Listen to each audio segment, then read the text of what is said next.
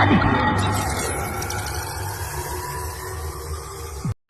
ஒரு பாடல் படிச்சோம். அது ஒரு மயக்கத்தை தந்துச்சு. எனக்கு மட்டும் அந்த மயக்கம் வந்து அப்படி உங்களுக்கும் வரணும்ல. அந்த பாடல் என்னன்னா, ஆலைவாய் கரும்பின் தேனும் அரிதலை பாலை தேனும் சோலைவாய் கனியின் தேனும் தொடையிலி ராளின் தேனும் மாலைவாய் உகுத்த தேனும் வரபிகந்தோடி வங்க வேலைவாய் மடுப்ப உண்டோ மீனலாம் கழிக்கும் மாதம். இது ஒரு கம்பராமாயண பாடல்.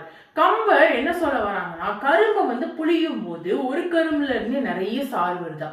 அப்ப அந்த கரும்பை புளிய தேவைக்கு அதிகமான சாறு அது ஒரு ஓட மாதிரி வலிஞ்சு ஓடுதான்.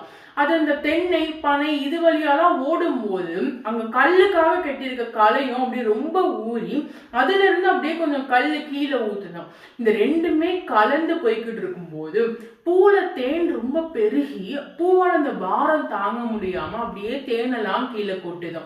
இதுவும் இதோட கலந்து மூணுமே கலந்து போய்கிட்டு இருக்கும் போது தேன் கூடு இருக்குல்ல, அதுல தேன் ரொம்ப மிகுதியாகி கொஞ்சம் அப்படியே ஒழுகுதான். உடனே தேனி கொஞ்சம் தேன் தானே ஒழுகுது, போனா போகட்டும் அப்படின்னு நினைக்குதான். இது எல்லாமே ஒன்னா சேர்ந்து கடல்ல போய் சேருதான். அங்க உள்ள மீன் இதை ருசிச்சுட்டு அப்படியே மயக்கத்துல இருக்கான்.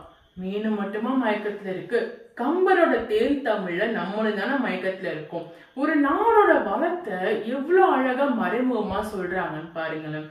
நன்றி.